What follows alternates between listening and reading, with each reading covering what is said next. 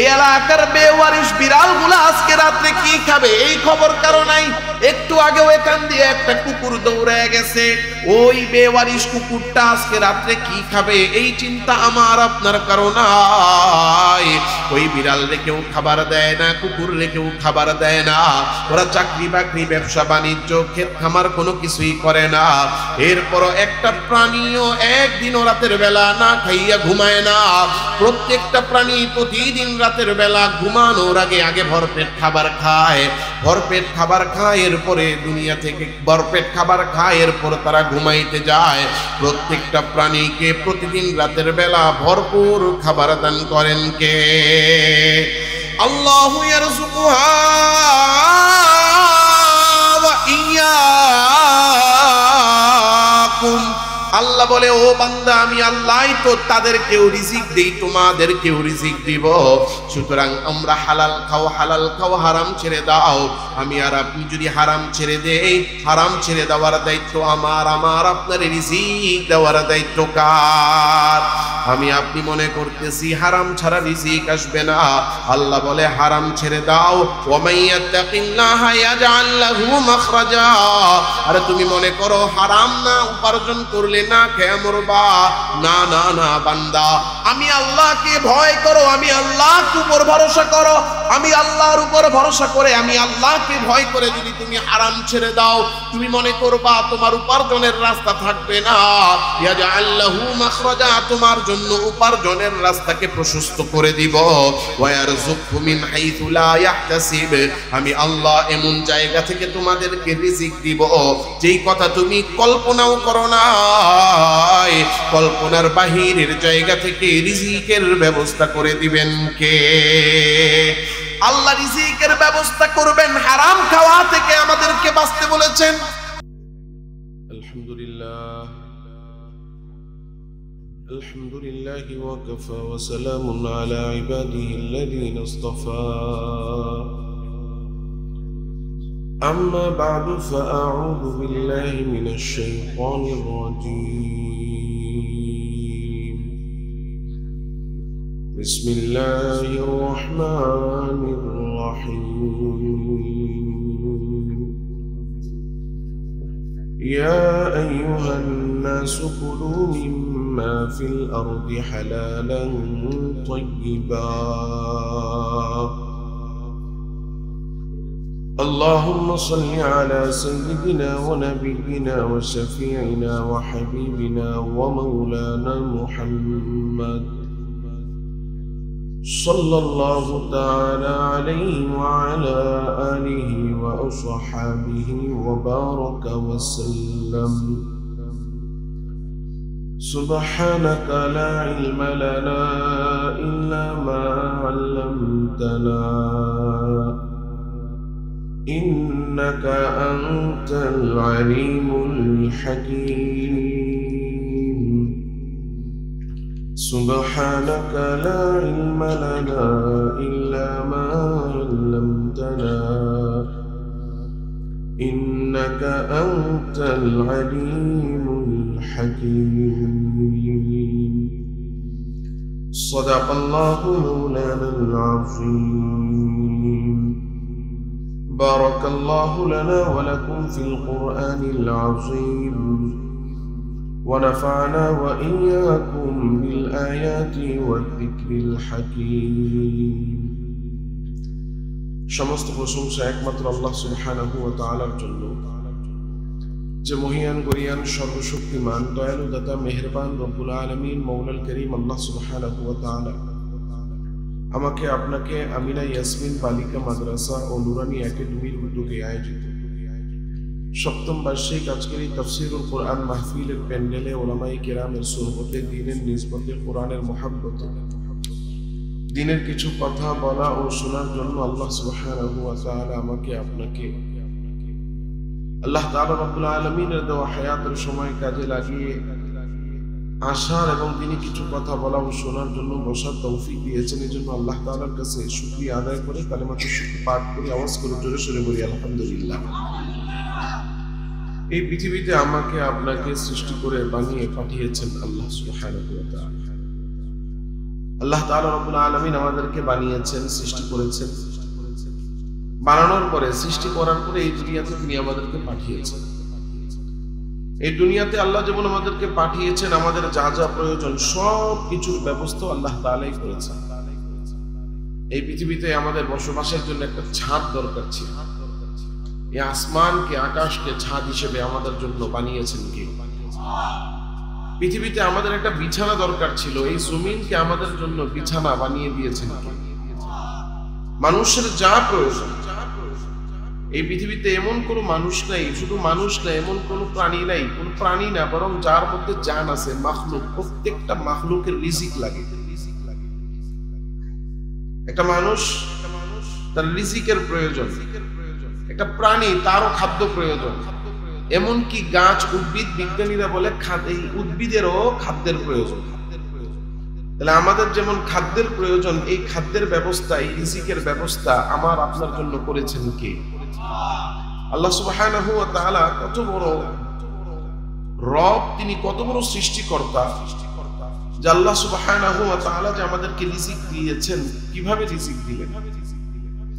পৃথিবীতে আমি আপনি মানুষ, আমরা যত খাবার খাই, সব খাবারগুলো আল্লাহ তাআলা রব্বুল আলামিন একটা মাত্র ভান্ডার থেকে আমাদেরকে দান করেন।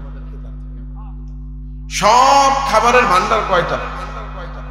আমরা খাই, খাবারের মধ্যে কিছু খাবার আছে খাই, আর কিছু খাবার আছে যেগুলো পান করি। খাদ্য এবং পানীয় যত আছে সবগুলোর ভান্ডার কয়টা? একটা। এক ভান্ডার থেকে আল্লাহ আমাদেরকে রিজিক দেন। তবে এই এক ভান্ডার থেকে তিনটা মাধ্যমে আমাদের কাছে রিজিক আসে। পৃথিবীর সমস্ত মানুষ আমরা যা খাই, এই খাদ্যগুলো আসে, মূল উৎস হলো তিনটা। এক নাম্বার হলো যে আমরা খাদ্য পাই প্রাণী থেকে। পৃথিবীতে যে খাবারগুলো খাই, আপনি যে কোনো খাবার সামনে আসবে, দেখবেন সেই খাবারগুলো তিনটা উৎসের যে কোনো একটা উৎস থেকে আমরা পাচ্ছি। এক নাম্বার হলো, যেমন ধরেন প্রাণী, আমরা খানা খাইতে বসছি, ডিম খাচ্ছি, দুধ খাচ্ছি, গোশত খাচ্ছি, মাছ খাচ্ছি, মাছের গোশত, যা খাচ্ছি এগুলো সব কোন জিনিস থেকে? প্রাণী থেকে। দুই নম্বরে আমরা পান করি পানি। পৃথিবীতে যত পানীয় আছে, সেটা শরবত হোক, চা হোক, এরপরে মোজো পান করি, লেমন পান করি, এমন যা আমরা পান করি, পান জাতীয় যত কিছু আছে, এই সব কিছু আমরা পানি থেকে পাই। পানির সাথে একটু লিকার মিশাইলে চা, চিনি আর লেবু মিশাইলে শরবত, এটার মধ্যে ওই যে গুঁড়া পাউডার মিশিয়ে দিলে এটা দুধ। হ্যাঁ, পৃথিবীতে যত খাবার আমরা খাচ্ছি, এক নম্বর হয় খাবারটা প্রাণী থেকে পাচ্ছি, দুই নম্বর হলো পানি থেকে পাচ্ছি, আর একটা হলো আমরা যে খাবারগুলো পাই বা খাই সেগুলো আমরা মাটি থেকে খাচ্ছি।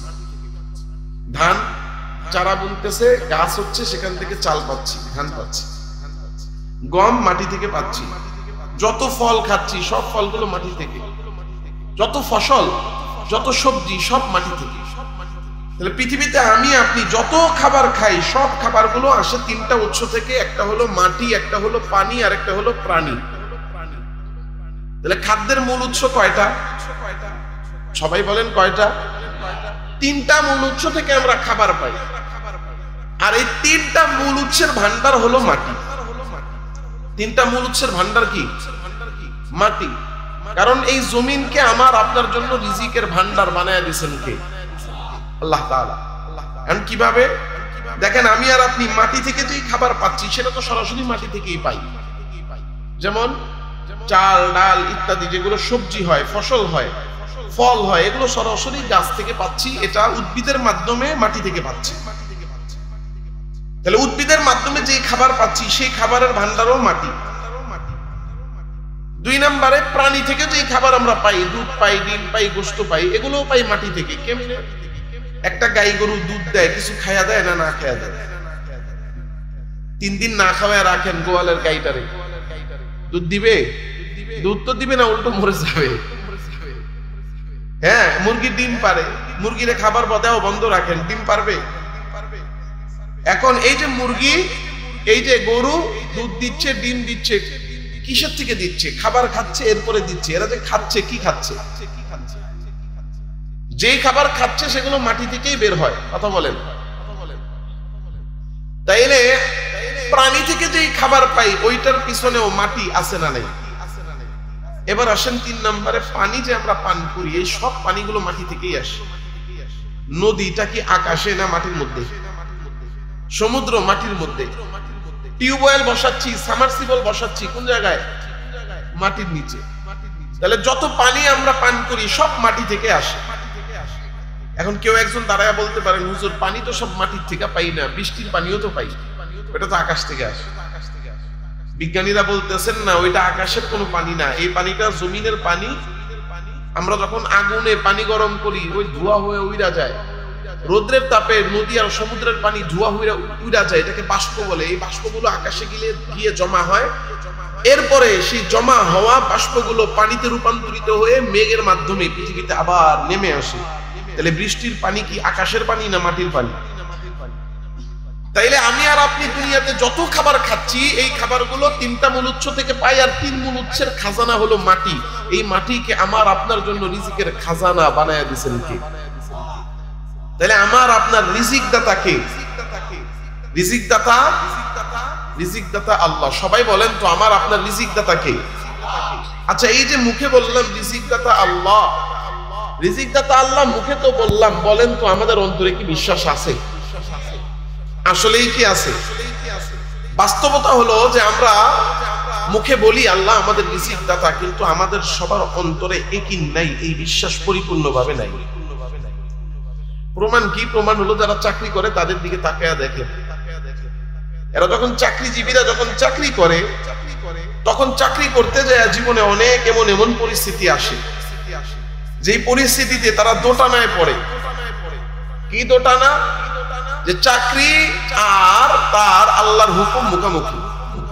মানে অবস্থাটা এমন, চাকরি ঠিক রাখতে গেলে আল্লাহর হুকুম নষ্ট হয়, আল্লাহর হুকুম ঠিক রাখতে গেলে চাকরি নষ্ট হয়। এমন পরিস্থিতি হয় কি হয় না? চাকরিজীবী চাকরি করতে যায় এমন পরিস্থিতিতে পইরা যে চাকরি ঠিক রাখতে গেলে আল্লাহর হুকুম নষ্ট হয়, আল্লাহর হুকুম ঠিক রাখতে গেলে চাকরি নষ্ট হয়। বেশিরভাগ চাকরিজীবী তখন চাকরি ঠিক রাখে, আল্লাহর হুকুম নষ্ট হয়। কথা ঠিক না ঠিক? ব্যবসা করতে গেছে ব্যবসায়ী দেখতেছে যদি আল্লাহর হুকুম মানতে যাই তাইলে ব্যবসা কম হয়, কারণ আল্লাহর হুকুম হলো ওজনে কম দেওয়া যাবে না, ওজনে কম না দিলে তো লাভ হবে না।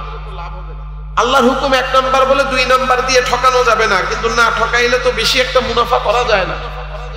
কারণ তার নজরে ব্যবসা আর আল্লাহর হুকুম মুখামুখি, তো সে ব্যবসা ঠিক রাখে, মানে লাভ ঠিক রাখে, আল্লাহর হুকুম নষ্ট করে। একজন রাজনীতি করে, রাজনীতিবিদ, তারে গিয়ে জিজ্ঞাসা করেন, তার জীবনেও এমন পরিস্থিতি আসে যে আল্লাহর হুকুম আর রাজনীতি মুখামুখি। চিন্তা করতেছে যদি মন্দিরে গিয়ে ঢুকি তাহলে কয়টা ভোট পাওয়ার একটা আশা আছে। রাজনীতির দাবি হইলো, রাজনীতির চাওয়া হইলো যা মন্দিরে যা গিয়া তাড়াতাড়ি ভোট কালেকশন কর। আর আল্লাহর হুকুম হলো তুমি ইমানদার, মূর্তি পূজা এটা তো একেবারে নিষিদ্ধ, শিরক, এটা সবচেয়ে বড় জুলুম। ওখানে যাওয়া, ওখানে গিয়ে মূর্তি পূজা করবা এটা যেমন নিষিদ্ধ, ওখানে যাওয়াও ইমানদারের জন্য নিষিদ্ধ করে দিয়েছেন কে? আল্লাহ রাসূল হাদিসে বলেছেন তোমরা সেই জায়গার কাছেও যেও না যখন কিনা দেখবা কোথাও মূর্তি পূজা হয়, দৌড়ে পালায়া যাও, কারণ ওখানে আল্লাহর গজব নাজিল হয়। তাহলে রাজনীতির দাবি যাও কয়টা ভোটের জন্য মূর্তি পূজায়, আর আল্লাহর হুকুম হলো মূর্তি পূজায় যাওয়া যাবে না। এখন আমরা কি করি? রাজনীতি ঠিক রাখার জন্য মূর্তি পূজায় গিয়ে ঢুকি। আপনাদের খারাপ লাগতেছে? আপনাদের যা খারাপ লাগতেছে তার চেয়ে বেশি খারাপ আমার লাগতেছে। কারণ হলো আপনারা তো কষ্ট করে বসে আছেন, এটা ঠিক, কষ্ট করতেছেন। আমার হলো শরীর খারাপ, সপ্তাহখানেক হয়েছে। এর মধ্যে আসছি হলো 8টা বাজে, এখন বাজে কয়টা? 11:30। তো স্টেজে উঠা মাইক পাইলাম মনে 11:15, তাহলে 9, 10, 11, 11:15। আর ভিতরে যে সাউন্ড, এই সাউন্ডটা সহ্য করার মতো আমার এটি বসাইছে মাশাআল্লাহ মসজিদের দোতলায়, মাইকের একেবারে নিচে। সাউন্ড মাউন্ড যা আছে একবার লাড়াচাড়া দিয়ে লাইছে মাথা মতো। এমনিও অসুস্থ, ঠান্ডা জ্বর, এর মধ্যে আবার সাউন্ড, মানে মোটামুটি আমার নিয়ে ফুটবল খেলা হয়েছে। আপনাদের সামনে যে বসছি, আর আমার অভিজ্ঞতা হলো মির্জাপুরে 11টার পরে তেমন কোনো মাহফিল হয় না। আমি টাঙ্গাইলে অনেক মাহফিল করি, এই বছর কমপক্ষে 20টা মাহফিল লাগছে। তা আমার ধারণা আমি এই পর্যন্ত যত মাহফিল করছি মির্জাপুরে 11টা, 11:15টার মধ্যে মাহফিল শেষ। আর আজকে স্টেজই পাইলাম হলো 11:15। ওই যে আমার আগে নেতা সাহেব, আপনাদের সম্মানিত প্রিয় আমি তো আসলে চিনি না, আবুল কালাম আজাদ সিদ্দিকী সাহেবের অভিযোগ ছিল তাদের লোক নাই। তো মাহফিলের সময় আছে এক এক অঞ্চলের, ওই সময়ের মধ্যেই মাহফিল সম্পন্ন করতে হয়, তাহলে সেটা লোক পাওয়া যায়। আমরা বিভিন্ন অঞ্চলে মাহফিল করি, আমরা আঞ্চলিকতার অবস্থাটা জানি। যাই হোক, আপনারা সামনে আরো অনেক বড় বক্তা দাওয়াত দিবেন। এবছরের বক্তা ছোট ছোট হয়ে গেছে, এজন্য লোক কম। আসলে ছোট বক্তা আর বড় বক্তা বিষয় না, এটা মানুষের কাজ, সুবিধা অসুবিধা সেটার উপর নির্ভর করে। যাই হোক, বললাম ওই যে একটা পরিস্থিতি বললাম যে 11টার মধ্যে মাহফিল শেষ হওয়ার কথা, সেখানে যদি 11টার পরে যদি বক্তা বসে তো লোক না থাকাটা এটা স্বাভাবিক। যাই হোক, যেই কথা বলছিলাম, একটু কষ্ট হলেও আপনারা আরো কিছুক্ষণ থাকেন, আমি বেশি লম্বা করব না, সংক্ষেপে ইনশাআল্লাহ আলোচনা শেষ করব। আল্লাহ সুবহানাহু ওয়া তাআলা আমার আপনার জীবনে এমন এমন পরিস্থিতি আসে যে আল্লাহর হুকুম আর চাকরি মুখামুখি, আল্লাহর হুকুম আর ব্যবসা মুখামুখি, আল্লাহর হুকুম আর রাজনীতি মুখামুখি। তো এই ধরনের পরিস্থিতি যখন আসে, তো এখন আমরা কি করি? চিন্তা করি, যদি চাকরিটা চলে যায় খাবো কি? যা, আল্লাহর হুকুম এই জায়গায় নাই মানলাম, আল্লাহর হুকুম নষ্ট করি, চাকরি ঠিক রাখি। যে ব্যবসায়ী সে যখন দেখে আল্লাহর হুকুম আর ব্যবসা মুখামুখি, সে ব্যবসাটাকে ঠিক রাখে, আল্লাহর হুকুমটাকে নষ্ট করে। যে রাজনীতিবিদ, সে রাজনীতি করতে যায় যখন দেখে আল্লাহর হুকুম আর রাজনীতি মুখামুখি, সে চিন্তা করে আল্লাহর হুকুম মানমুনে পরে আগে রাজনীতি ঠিক রাখে। এখন চাকরিজীবীরা গিয়ে জিজ্ঞাসা করেন, ও চাকরিজীবী ভাই, তুমি আল্লাহর হুকুম নষ্ট করলা কেন? আল্লাহর হুকুম তো পরেও মানা যাবে, এখানে মানতে গেলে তো আল্লাহর হুকুম মানতে গেলে আমার চাকরি থাকতো না, চাকরি গেলে কি সমস্যা, কি না খেয়ে মরবো নাকি? ব্যবসায়ীরা গিয়ে জিজ্ঞাসা করেন, তুমি ওজনে কম দিলা কেন? আল্লাহর নিষেধ, আল্লাহর হুকুম মানলা না কেন? আল্লাহর হুকুম যদি পরিপূর্ণ মানি তাহলে কি ব্যবসায় লাভ করা যাবে? লাভ না করলে খামু কি? চালান পুঁজি শেষ করা পরে কি ফকির হয়ে যাবো নাকি? যে রাজনীতিবিদ, তারও একই কথা, যে রাজনীতি করতে গিয়ে আল্লাহর হুকুম ছাড়লেন কেন? বলে আল্লাহর হুকুম এখানে মানতে গেলে আমার রাজনীতি থাকতো না, রাজনীতি যদি ঠিক না থাকে তাহলে চলবো কেমনে, খাবো কেমনে, পড়বো কেমনে? চাকরিজীবী মনে করে তার চাকরিজীবী চাকরি তারে খাওয়ায়, ব্যবসায়ী মনে করে ব্যবসা তারে খাওয়ায়, রাজনীতিবিদ মনে করে রাজনীতির কারণে আমার পেট আর পিঠ দুইটাই বাঁচে। কিন্তু চাকরি কারো রিজিক দাতা না, ব্যবসা কারো রিজিক দাতা না, রাজনীতি কারো রিজিক দাতা না, আমার মালিক, আমার বস আমার রিজিক দাতা না, আমার কর্মস্থল আমার রিজিক দাতা না। এগুলো মাধ্যম মাত্র, কিন্তু রিজিক দাতা কে? আর কেউ না, শুধুমাত্র কেবলমাত্র একমাত্র রিজিক দাতা। জোরে বলেন কে? ইন্নাল্লাহা হুয়ার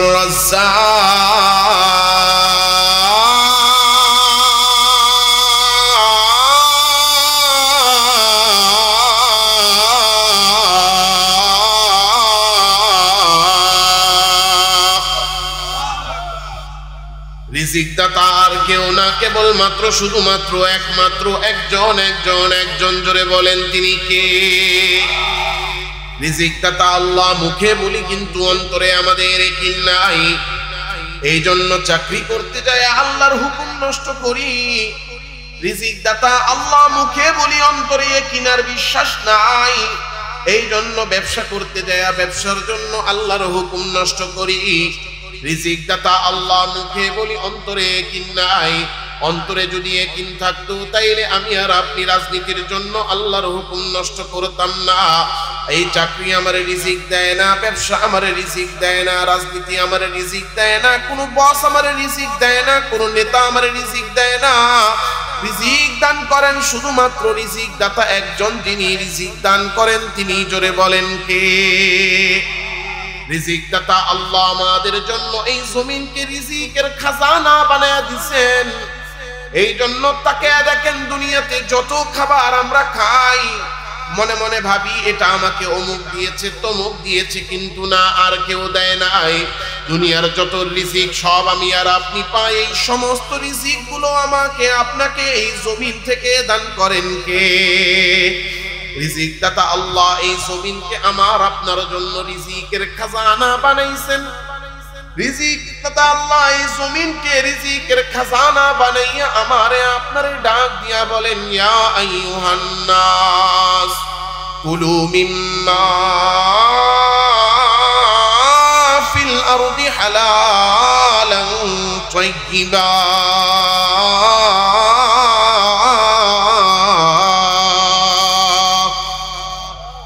আল্লাহ বলে ও বান্দা তোমাদের জন্য আমি আল্লাহ জমিনকে রিজিকের খাজানা বানাইছি এই রিজিক থেকেই এই জমিন থেকেই তোমাদের জন্য রিজিক উৎপন্ন হয় তবে যেই রিজিক দুনিয়াতে তোমরা দেখো যে খাদ্য আর খাবারগুলো দুনিয়াতে তোমরা দেখো এই খাদ্যগুলোর মধ্যে আমি আল্লাহ আমার হুকুম ঢুকায় দিছি কারণ তোমাদের জীবনটাই হলো পরীক্ষা আল্লাযী খালাকাল মাউতা ওয়াল হায়াতা লিয়াবলুয়াকুম তোমাদের হায়াত দেওয়াই হয়েছে পরীক্ষার জন্য তাই হায়াতের প্রত্যেকটা সেক্টরে প্রত্যেকটা ক্ষেত্রে আল্লাহর পক্ষ থেকে পরীক্ষা আছে না নাই কথা কয় না আল্লাহ বলেন ওই পরীক্ষা আমি আল্লাহ খাদ্যের মধ্যেও ঢুকিয়ে দিছি খাদ্যটাকে দুইটা ভাগ করে দিলাম এক নাম্বার ভাগ হলো হালাল যে খাবারগুলো হালাল সেইগুলো খাওয়া তোমাদের জন্য বৈধ করে দিলাম হালালের বাইরে আরেকটা প্রকার আছে যে প্রকারগুলো হলো হারাম ওই হারামগুলো খাওয়া তোমাদের জন্য নিষিদ্ধ করে দিলাম খাবারের দুইটা প্রকার একটা প্রকার হলো হালাল আর একটা প্রকার হলো হারাম আল্লাহ বলেন কুলু মিম্মা ফিল আরদি হালালান তাইয়্যিবা জমিন থেকে যেই খাবারগুলো তোমাদের সামনে রিজিক হিসেবে আসে এর মধ্যে যেইটা হালাল সেইটা তুমি খাবা নবী বলেন ইত্তাকিল মাহারিম আর যেইগুলা হারাম খাবার সেই হারাম খাবার থেকে তোমরা বিরত থাকবা হালাল খাওয়ার আদেশ আমারে আপনারে করেছেন কে আর হারাম খাইতে আমারে আপনারে নিষেধ করেছেন কে আল্লাহ যে হারাম খাইতে নিষেধ করলেন এবার বলেন তো মুসলমান বুকে হাত দিয়া নিজে প্রশ্ন কইরা আল্লাহ হারাম খাইতে নিষেধ করছেন এই নিষেধ করার পরেও আমাদের দেশের মুসলমান হারাম খায় কি খায় না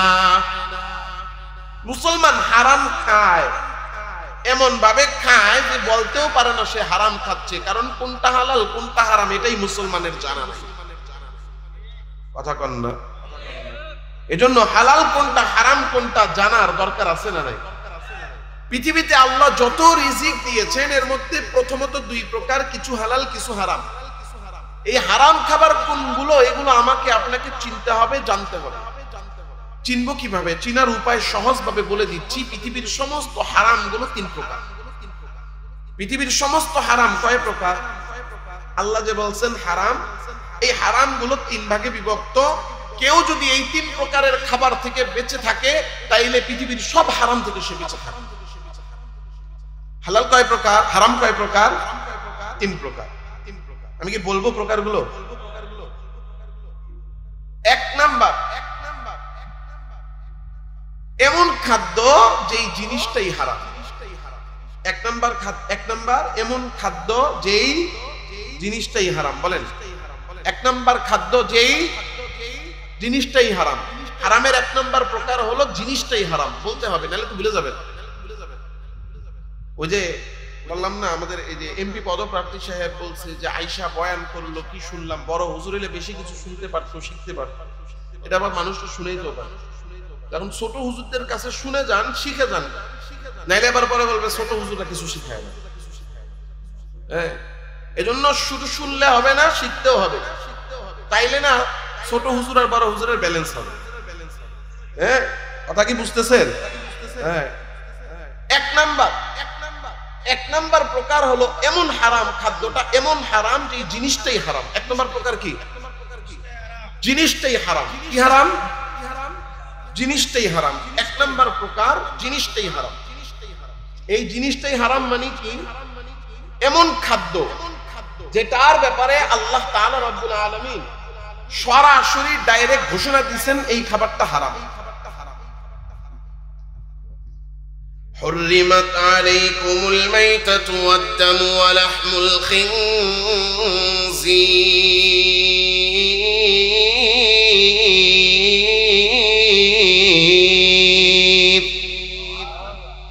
আল্লাহ তাআলা রব্বুল আলামিন বলতেছেন তোমাদের জন্য হারাম করা হয়েছে মৃত পশু তাহলে মরা পানিরে ডাইরেক্ট হারাম ঘোষণা করছেন কে এখন গরু একটা মরে পড়ে আছে, বলেন তো মরা গরু আমার আপনার জন্য হালাল না হারাম?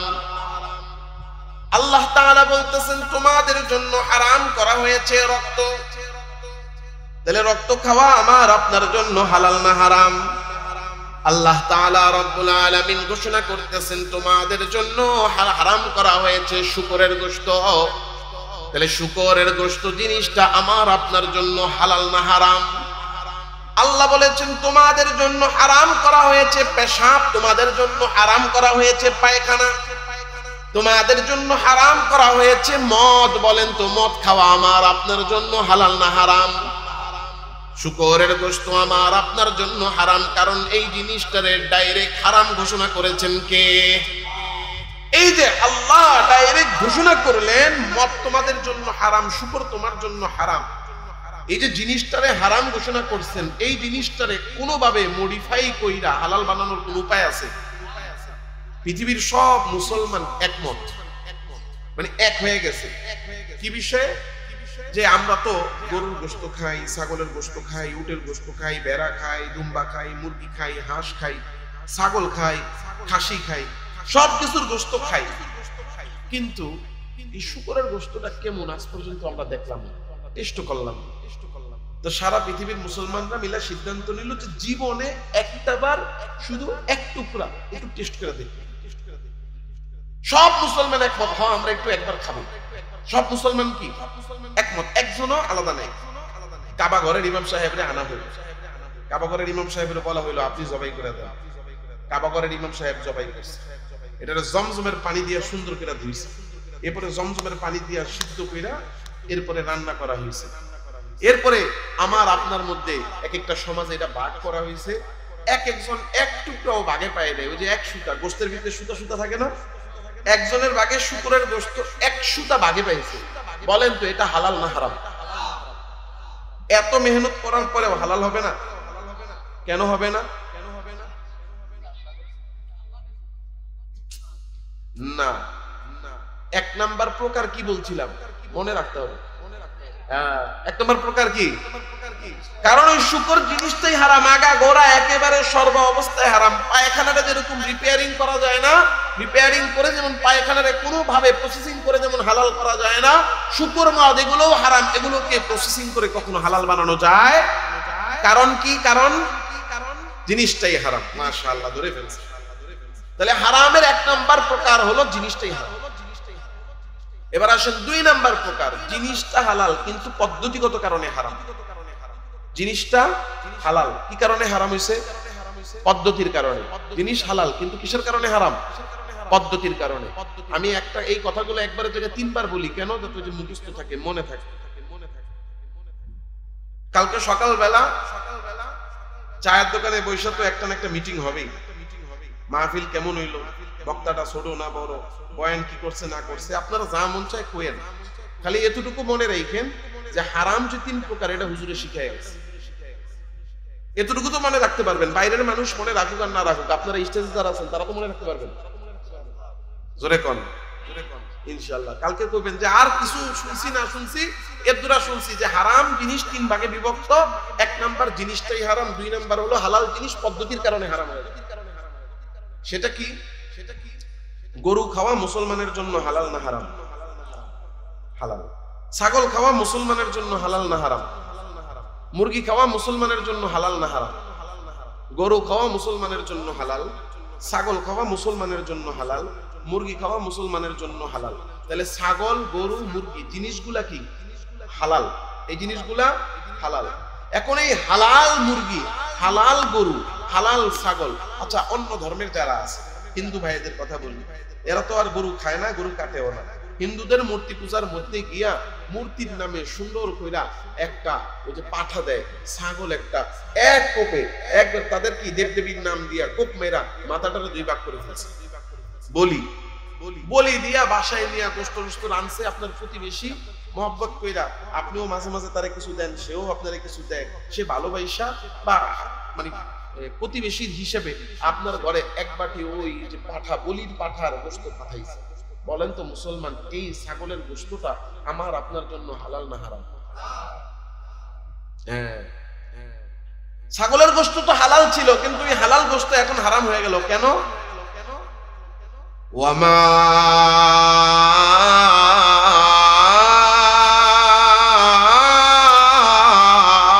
উহিল্লা লিগাইরিল্লাহি বি। আল্লাহ তাআলা রব্বুল আলামিন বলতেছেন, আল্লাহ ছাড়া অন্য কারো নামে যেই পশু জবাই করা হয়, আল্লাহ ছাড়া অন্য কারো নামে যেই পশু জবাই করা হয় ওই পশু মুসলমানের জন্য হালাল নয়। আল্লাহ ছাড়া অন্য কারো নামে যেই পশু জবাই করা হবে ওই পশু খাওয়া মুসলমানের জন্য হারাম হয়ে যাবে। ছাগল জিনিসটা যদিও হালাল ছিল, ছাগল জিনিসটা যদিও হালাল, কিন্তু হালাল জিনিসটা হারাম হয়ে গেছে, কারণ হলো ওইটার মধ্যে সমস্যা পদ্ধতিগত। তাহলে হালাল জিনিস হারাম হয়ে যায় সমস্যা থাকার কারণে, কিসে? পদ্ধতিতে। তাহলে 2 নাম্বার প্রকারের হারাম পাওয়া গেছে তো। এবার আসেন 3 নাম্বার প্রকারের হারাম, এটা সবচেয়ে গুরুত্বপূর্ণ। জিনিসটাও হালাল, পদ্ধতিগত কোনো সমস্যাও নেই, কিন্তু এরপরও খাওয়া হারাম। এটা বুঝার আগে একটু উদাহরণ দিই। আপনাদের এখানে বাজার কি মির্জাপুর বাজার? মির্জাপুর বাজারে কসাই আছে নি? বিসমিল্লাহ কয়ে গরু একটা জবাই দিছে, আল্লাহু আকবার, সবার সামনে চিৎকার মেরা বিসমিল্লাহ আল্লাহু আকবার বইলা জোরে একটা জবাই দিয়া চামড়াটা সিল্লা দেখবেন কি সুন্দর করে পিস পিস করে একদম বডি সাজায় রাখে না? সাজায় রাখছে। সাজায় রাখার পরে ওই একই দোকানের একই গোশত এলাকার মধ্যে একজন স্যার আছে, স্কুলে মাস্টারি করে, বাচ্চা পড়ায়। উনি গেছেন চাকরিজীবী, কর্মজীবী।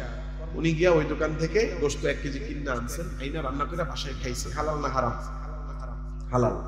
জিনিসটা হালাল, জবাইও আল্লাহর নামে। একজন চাকরিজীবী চাকরি করে, মাস শেষে বেতন পাইছে, সে গিয়া ওই দোকান থেকে গোশত কিনে আইনা খাইছে। হালাল না হারাম?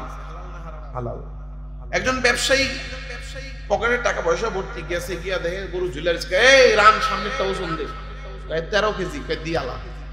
এই ব্যবসায়ী ভাই ব্যবসার টাকা, উনি গিয়া ওই গরুর গোশত কিনে আইনা বাসায় রান্না বান্না করে খাইছে। বলেন তো হালাল না হারাম?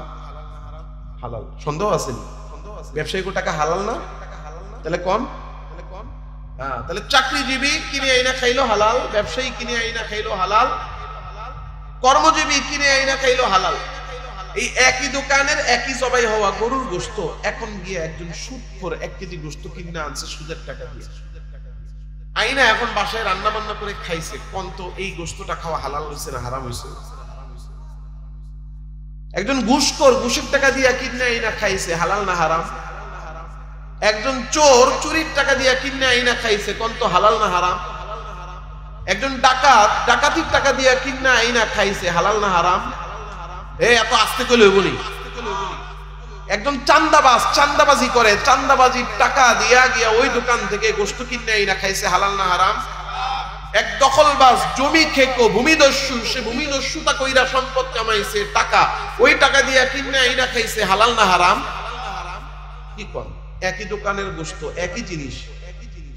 চাকরিজীবীর জন্য বললেন হালাল, ব্যবসায়ীর জন্য বললেন হালাল, কর্মজীবীর জন্য বললেন হালাল, দিন মজুরের জন্য বললেন হালাল। ওই একটা জিনিসই সুদখোরের জন্য হারাম হয়ে গেল, ঘুষখোরের জন্য হারাম হয়ে গেল, চোরের জন্য হারাম হয়ে গেল, ডাকাতের জন্য হারাম হয়ে গেল, ভূমিদস্যুর জন্য হারাম হয়ে গেল, অন্যের হক নষ্ট করিনার লেগে হালাল হয়ে গেল, হারাম হয়ে গেল, চাঁদাবাজের জন্য হারাম হয়ে গেল। একই জিনিস, কারো জন্য হালাল কারো জন্য হারাম। এই যে কারো জন্য হালাল হইলো কারো জন্য হারাম হইলো, কারণ হ্যাঁ, সমস্যাটা কোথায়? উপার্জনে। কারো উপার্জন যদি হারাম হয় তো হারাম উপার্জনের টাকা দিয়ে যাই কিনে খাক না কেন, ওই খাদ্য যদি জমজমের পানীয় হয় হালাল থাকে না হারাম হয়ে যায়? কিন্তু আমাদের দেশের মানুষরা তো প্রথম 2 প্রকারের হারাম রে হারাম মনে করে। শুকর কুকুর আর মদ রে হারাম মনে করে, এই জন্য এইগুলা থেকে মুসলমান বিরত থাকে। হিন্দু বাড়িতে মূর্তির নামে উৎসর্গ হওয়া খাবার রে মুসলমান হারাম মনে করে, এই জন্য এইগুলা খাওয়া থেকে বিরত থাকে। কিন্তু আমাদের দেশের মুসলমান আজকে হারাম উপার্জনে ক্রয় করা খাদ্যরে হারাম মনে করে না। এই জন্য মুসলমান আজকে হারাম উপার্জন ছাড়ে না। দিন যত যায় হারাম উপার্জন তত বাড়ে। কথা ঠিক না বেঠিক? হারাম উপার্জন আমি আর আপনি করতেছি, কারণ কি? কারণ একটাই, আমার আপনার অন্তরে আল্লাহ রিজিক দাতা এই ইয়াকিন নাই। চোরে গিয়া জিজ্ঞাসা করেন, ও চোর তুই চুরি কেন করিস, চুরি কেন ছাড়িস না? চোর আপনারে বলবে, আরে এটাই তো আমার কাজ, এইটা না করলে খাবো কি? ও মনে করে ওর চুরি ছাড়া ওর রিজিক আসবে না। আপনি ডাকাতরে জিজ্ঞাসা করেন, কেন রে ভাই ডাকাতি করিস? বলবে, আরে এটাই তো আমার কাজ, এইটা না করলে কি না খায়া থাকবো নাকি? সুদ করলে গিয়ে আপনি জিজ্ঞাসা করেন, সুদ কেন খাও? সুদ খাওয়া তো হারাম। সুদখোর বলবে না, সুদখোর পরে বলবে, অধিকাংশ সুদখোর কয় আমি তো সুদ খাই না, আমি ব্যবসায় লাগাই। হারাম যে খায়, হারামকে হারাম স্বীকারই করে না অধিকাংশ সুদখোর। সুদ খাওয়া হারাম, সে সুদ খেয়ে এটাকে যদি সে হারাম স্বীকার না করে, সুদকে সুদ স্বীকার করে খাইলে তো সুদ খাওয়ার গুনাহ হইল, হারাম খাওয়ার গুনাহ হইল। কিন্তু সুদকে সুদ স্বীকার না করলে, হারাম মনে না করলে, হারাম যদি স্বীকার না করে, তার ঈমান থাকে না, বেঈমান হয়। কারণ আল্লাহ যেটাকে হালাল করছে, আপনি যদি ওটাকে হারাম মনে করেন, আল্লাহ যেটাকে হারাম মনে করছে, হারাম বানাইছে, ওটাকে যদি আপনি হালাল মনে করেন, ঈমান আছে না গেছে? প্রথম কথা হলো যে সুদখোররা বেশিরভাগ স্বীকারই করে না যে আমি সুদ খাই। আর যারা টুকটাক স্বীকার করে, এরা বলে, আরে এই সুদই তো আমার কারবার, এটা না করলে খাবো কি, না খেয়ে মরবো নাকি? ঘুষখোররে গিয়ে জিজ্ঞাসা করেন, ঘুষ কেন খাও? বলবে, সরকার বেতন কয় টাকা দেয়, ওই কয় টাকা দিয়ে তো আমার বাচ্চার স্কুলের বেতনই হয় না। কথা বল, আমার ছেলেটারে আমি ধানমন্ডিতে, উত্তরায়, বনানীতে, গুলশানে আমি ইংলিশ মিডিয়ামে পড়াই। মাসে ওই বাচ্চার টিউশন ফি সহ বেতন দিতে হয় 50,000, সর্বসাকুল্যে আমি বেতন পাই 35,000। আমি কেমনে চলবো যদি ঘুষ না খাই? এই জন্য ঘুষ ছাড়া আমার উপায় নাই, ঘুষ ছাড়া আমার না খেয়া থাকতে হবে। সুদখোর মনে করে সুদ ছাড়া তার রিজিক আসবে না, ঘুষখোর মনে করে ঘুষ ছাড়া তার রিজিক আসবে না। ডাকাত মনে করে ডাকাতি ছাড়া তার না খেয়ে থাকতে হবে, চোর মনে করে এটাই তার রিজিক পাওয়ার মাধ্যম। একজনের অন্তরে ইয়াকিন নাই যে আল্লাহ রিজিক দাতা, আল্লাহ রিজিক দাতা। ইয়াকিন যদি থাকতো, তাইলে আমার আপনার চুরি করা লাগতো না, ডাকাতি করা লাগতো না, সুদ নেওয়া লাগতো না, ঘুষ নেওয়া লাগতো না। চুরি, ডাকাতি, সুদ, ঘুষ, বাটপারি, 2 নাম্বারি ছাড়াই আমার আল্লাহ রিজিক দেওয়ার ক্ষমতা আমার আল্লাহর আছে না নাই? ওয়ামা মিন দাব্বাতিন ফিল আরদি ইল্লা আলাল্লাহি রিজকুহা। আল্লাহ বলেন, আসমান আর জমিনে আছে যা, চাই তারা মানুষ হোক কিংবা অন্য কোনো প্রাণী হোক, সমস্ত প্রাণীকে রিজিক দেওয়ার দায়িত্ব শুধুমাত্র একজনের হাতে, ক্ষমতাও তার, দায়িত্ব তার। জোরে বলেন, তিনি কে? রিজিক দেওয়ার দায়িত্ব আল্লাহর। অভাব শুধু আমার আপনার অন্তরের ইয়াকিন আর বিশ্বাসের। আমি আর আপনি যদি আল্লাহর উপর ইয়াকিন আর বিশ্বাস করতাম, আমার আপনার রব, আমার আপনার মালিকই আমারে আপনার রিজিক দিতেন। কারণ আমার আল্লাহ কেমন রিজিক দাদা, আসমান আর জমিনের দিকে তাকায়া দেখেন। এই বিশাল আসমানে আমি আপনি মানুষ ছাড়াও আরো লক্ষ কোটি প্রাণী আছে, যারা দুনিয়াতে আমার আপনার মতো চাকরি করে না, ব্যবসা করে না, দুনিয়ায় কোনো কামাই রুজি করে না, ক্ষেত খামার করে না, তাদেরকেও আমার আল্লাহ রিজিক দান করেন। আকাশের পাখিগুলোর দিকে তাকায়া দেখেন, এই পাখিগুলো সকাল 8টা থেকে বিকাল 5টা পর্যন্ত কোনো চাকরি করে না, ডিউটি করে না। বনের ভিতরে তাকিয়ে থাকা পশুগুলোর দিকে তাকিয়ে দেখেন, বনে থাকা পশুগুলোর দিকে তাকালে দেখবেন ওরা কোনো ব্যবসা বাণিজ্য করে না। পানির নিচে যেই মাছ আছে তাদের দিকে তাকিয়ে দেখেন, ওরা কোনো ক্ষেত খামার করে না। বনের মধ্যে যেই বাঘ আর সিংহ আছে, ওই বাঘ আর সিংহের কাছে হরিণের কোনো খামার নাই, গোশত জমা করে রাখার মতো তাদের কাছে কোনো ফ্রিজ আর কোলেস্টেরলও নাই। এরপরও একটা প্রাণীও একদিনও রাতের বেলা না খাইয়া থাকে না। প্রত্যেকটা প্রাণী প্রতিদিন ভরপেট খাবার খায়। পাখিগুলো সকালবেলা ঘর থেকে খালি পেটে বের হয়, সন্ধ্যাবেলা তারা ভরা পেটে নিরে ফিরে যায়। বলেন তো আমার ভাইয়েরা, বাবারা, এই পাখিগুলোরে চাকরি ছাড়া, ব্যবসা ছাড়া, ইনকাম ছাড়া, উপার্জন ছাড়া ভরপেট রিজিক দান করেন কে? ওয়াকাইন মিন দাব্বাতিন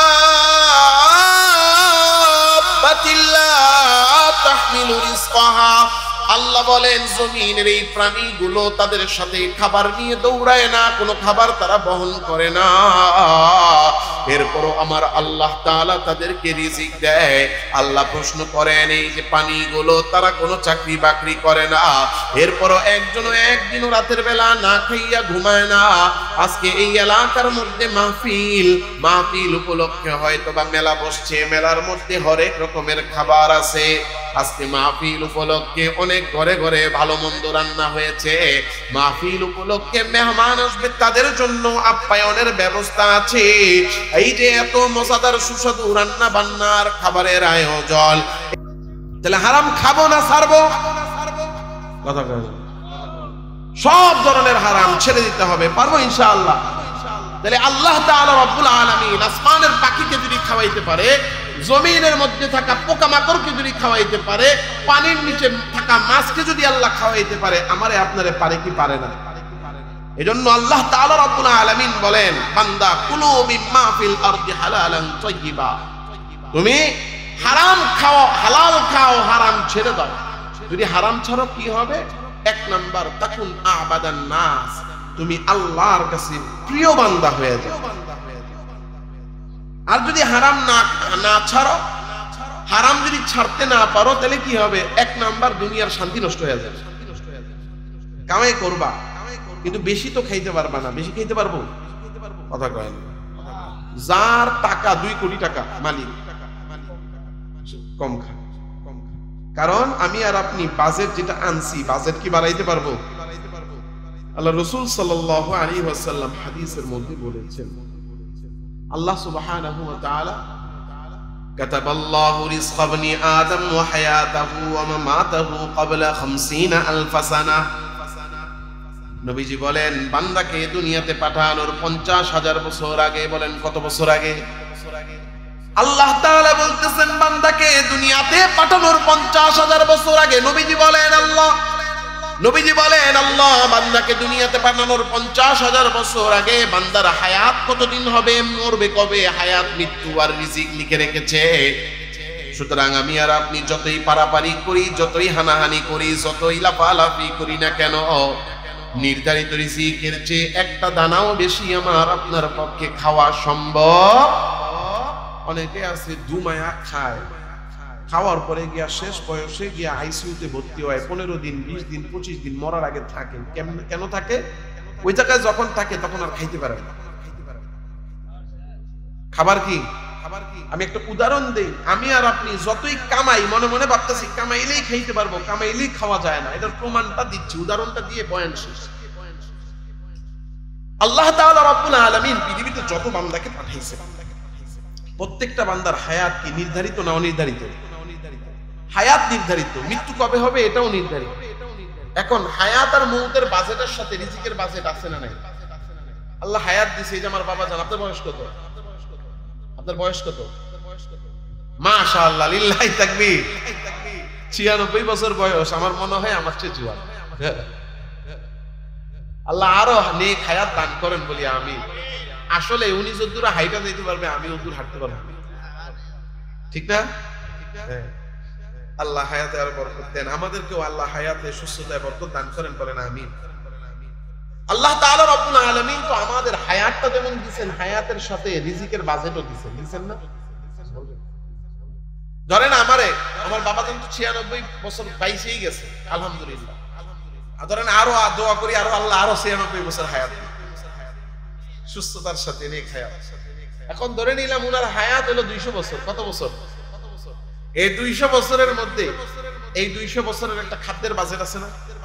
আল্লাহ কি বাজেট দিছে? 200 বছর এই বান্দা দুনিয়াতে বাঁচবে, 200 বছরে ও ভাত খাবে। কত মন? আল্লাহ হিসাব করছে 200 বছরে 100 মন চালের ভাত খাবে। আল্লাহ বাজেট করছে 200 বছরে, মানে এটা কিন্তু উদাহরণ। আল্লাহ বাজেট করছে 200 বছরে সে 100 মন গরুর গোশত খাবে বা 50 মন গরুর গোশত খাবে। আল্লাহ বাজেট করছে এই 200 বছরে 50 মন মুরগির গোশত খাবে। বাজেট আছে না? এই যে বাজেট আল্লাহ তাআলা রব্বুল আলামিন দিয়েছেন, এখন উনি ভাত খাইতে বইসা 200 বছরে চাউলের বাজেট ছিল কয় মন? 100 মন। এখন 100 বছরে খেয়ে ফেলছে 90 মণ, বুঝানোর জন্য উদাহরণ। 100 বছরে খেয়ে ফেলছে কত মণ? 90 মণ। হায়াত বাকি আছে কয় মণ? কত? 100 বছর। আর খাদ্যের বাজেট, চাউলের বাজেট বাকি আছে কয় মণ? যেই ব্যক্তি 100 বছরে 90 মণ খাইছে, ওই ব্যক্তি বাকি 100 বছরে 10 মণে হবে, তার আরো 80 মণ শর্ট। এখন আল্লাহ তাআলা রব্বুল আলামিন তো বাজেট নির্ধারণ করে দিয়েছে, এই বাজেট তো আর বাড়বে না। এখন এই বাজেটের সাথে, হায়াতের সাথে, বাজেটের সাথে সমন্বয় করতে হবে না? সমন্বয় কেমনে করবে? আল্লাহ তাআলা রব্বুল আলামিন তখন এই খাদ্যের মধ্যে ব্রেক লাগায়। কি ব্রেক লাগায়? ডায়াবেটিস। ডায়াবেটিসের কারণে এখন ডাক্তার কয় আগে ভাত খাইতে 3 বেলা, এখন খাইবা কয় বেলা? কথা কয় না। কয়েকদিন পরে গিয়া কিডনিতে সমস্যা, ডাক্তার কয় এখন ভাত খাওয়া বন্ধ। এখন কি আর করার, না খেয়ে তো থাকতে পারে না। ডাক্তার যদি কয় এক চামচ খাইবা, তো খাইবো 2 চামচ, এই জন্য ডাক্তার কয়ে দেয় বন্ধ। ডাক্তার বন্ধ কইছে, এখন হ্যাঁ 1 চামচ খায়। এইভাবে আল্লাহ তাআলা রব্বুল আলামিন ব্রেক লাগায়। তো সুতরাং আমি আর আপনি যত বেশি কামাই করি না কেন, কামাইলেই খাওয়া যায়। এজন্য রিজিক নির্ধারিত। আমি আর আপনি সহ্য করে হালাল উপার্জন করে যদি খাই, আমার জন্য নির্ধারিত খাবারটা খাইতে পারবো। কিন্তু হারাম আমি কোটি কোটি টাকা কামাইলাম, মনে করলাম খাবো, রিজিকের চেয়ে বেশি খাইতে পারবো না। কি হবে? এগুলা সব দুনিয়াতে রাইখা যেতে হবে। এখন বলেন তো, আপনি 1 কোটি টাকা হারাম কামায়া 10 লাখ খাইছেন, 90 লাখ রেখে গেছেন যাদের জন্য, স্ত্রী, সন্তান, ভাই, বোন, তাদের জন্য, তারা কেউ এই হারাম উপার্জনের গুনাহ আপনার কাছ থেকে নিবে? কথা কন, নিবে না? নিবে না। তারা সব বলবে, স্ত্রী কি আজকে রাত্রে বললেন আমি যে চুরি করি, ওজনে কম দেই, এটার গুনাহ তোমার অর্ধেক আমার অর্ধেক। স্ত্রী কবে আমি তোমারে কইছি? কথা কম, আমি তোমারে কইছি? তাহলে কিন্তু কম পাইবা। জানবা তাই খামো, জাহান্নামে যাইতে রাজি নেই। সন্তান রে গিয়া বলবা, এই সন্তান বিল্ডিং তো তোর লেগেই করছি, তাহলে এটার ভাগ তুইও নিস। ও বলবে আমি এইসবে নাই, তোমারটা তুমি বুঝো। কথা কন না কেন? তাহলে আপনি কার জন্য হারাম উপার্জন করছেন? দুনিয়াও শেষ, দুনিয়াতেও লস, দুনিয়াতেও লাভের কোনো আশা নাই, আখিরাতেও লস। আখিরাতের লস কি? নবীজি সাল্লাল্লাহু আলাইহি সাল্লাম বলেন, লা ইয়াদখুলুল জান্নাতা জাসাদুন গুদিয়া বিহারাম, লা ইয়াদখুলুল জান্নাতা জাসাদুন গুদিয়া বিহারাম।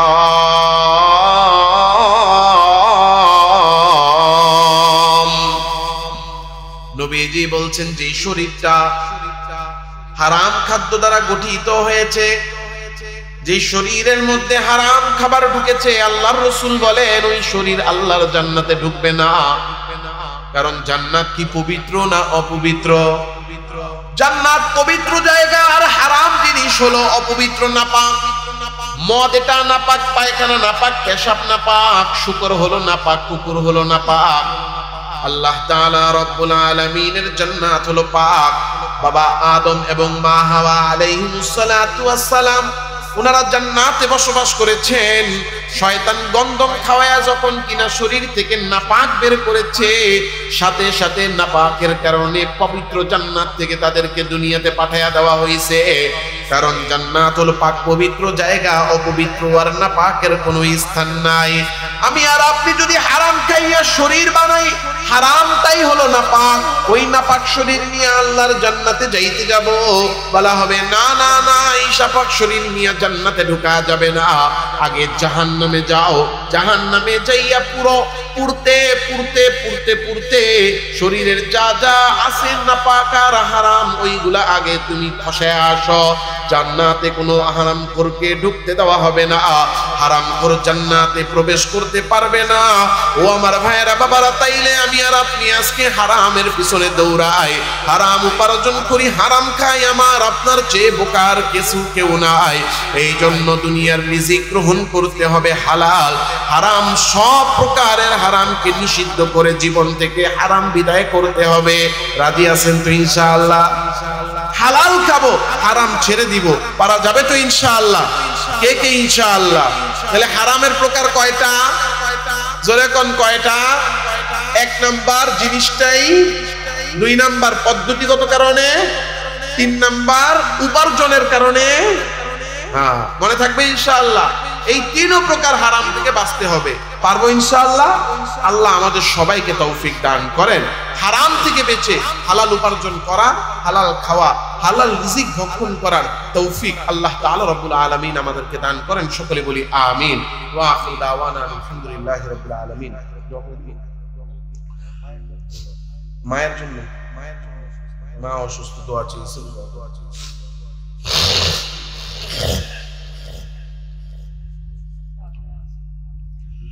أستغفر الله ربي من كل ذنب وأتوب إليه لا حول ولا قوة إلا بالله العلي العظيم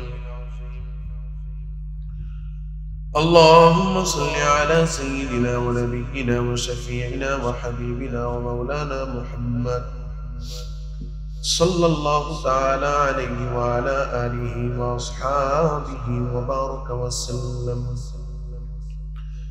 الحمد لله رب العالمين والصلاة والسلام على سيد الأنبياء والمرسلين ربنا ظلمنا أنفسنا وإن لم تغفر لنا وترحمنا لنكونن من الخاسرين ربنا آتنا في الدنيا حسنة وفي الآخرة حسنة وقنا عذاب النار اللهم إنا نسألك الجنة ونعوذ بك من النار اللهم أجرنا من النار رب ارحمهما كما ربياني صغيرا رب ارحمهما كما ربياني صغيرا رب ارحمهما كما ربياني صغيرا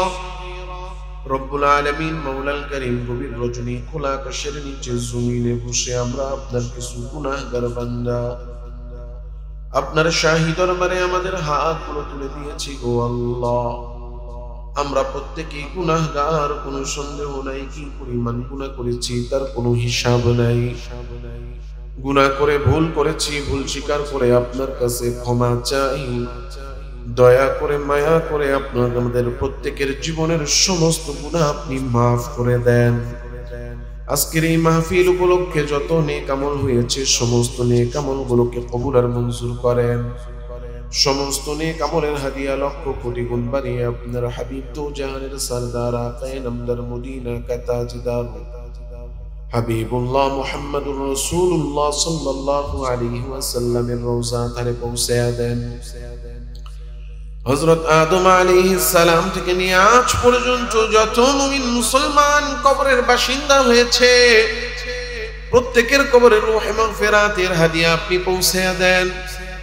আয় আল্লাহ, বিশেষ করে আমরা যারা হাত তুললাম আমাদের মধ্যে জানি না কে কে যেন মা হারা সন্তান, কে কে যেন বাবা হারা সন্তান।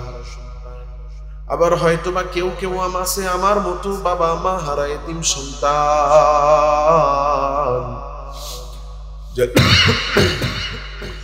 জানি না আমাদের মা বাবা অন্ধকার কবরে একাকী কোন অবস্থায় আছে। আয় আল্লাহ, দুনিয়ার কোন গুনাহের কারণে যদি আমাদের মা বাবার কবরে আযাব হয় তাদের কবর আযাব আপনি মাফ করে দেন। মা বাবার কবরগুলোকে জান্নাতের বাগান আপনি বানায়া দেন। কিয়ামত পর্যন্ত আমাদের মা বাবার কবরে জান্নাতের নিয়ামত সমূহ আপনি জারি করে দেন। ও আল্লাহ, আমাদের মধ্যে যারা অসুস্থ সবাইকে পরিপূর্ণ শিফা দান করেন। যারা বিপদে আছে বিপদ থেকে উদ্ধার করেন। যারা অভাবে আছে অভাব দূর করেন। যারা ঋণগ্রস্ত ঋণ পরিশোধের তৌফিক দিয়া দেন। যারা কামাই রুজি করে কামাই রুজিতে বরকত দিয়া দেন। রব্বুল আলামিন মাওলাল কারীম এই মাদ্রাসাটাকে কবুল আর মঞ্জুর করেন।